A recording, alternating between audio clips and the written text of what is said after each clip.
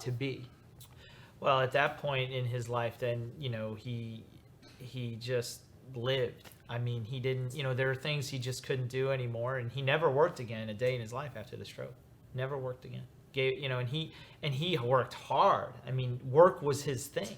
That's what he did. And after the stroke, he was never able to work again.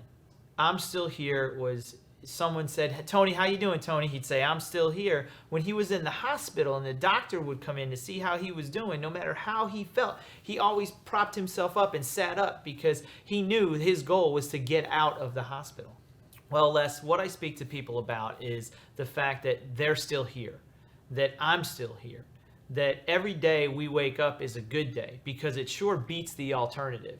Over 7,000 people a day just in the United States alone die. Every 12 seconds, someone in America dies.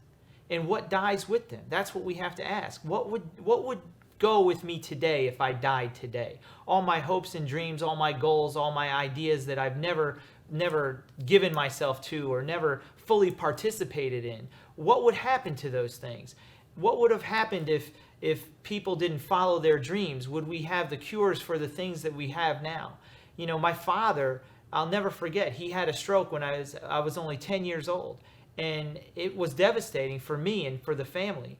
And one of the things I watched about him was whenever the doctor came in the room, no matter how he was feeling, he always sat up because his goal was to get out of the hospital. He was not going to become a permanent resident. He was not going to go the way of someone who dies every 12 seconds in America. He was keep going. He was always keep going. He was persistent. He had perseverance. And that's what I want to help people understand, that no matter what they're going through, that they have this opportunity of the following day, because every day they wake up is an opportunity to do something great.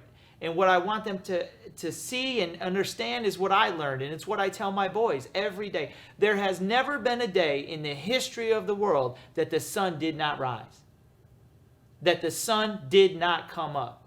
They have to be there to greet it. You have to be there to greet it. I have to be there to greet it. We have to say to the day as it breaks, as the dawn comes up, we have to say, I'm still here, and I'm not going anywhere.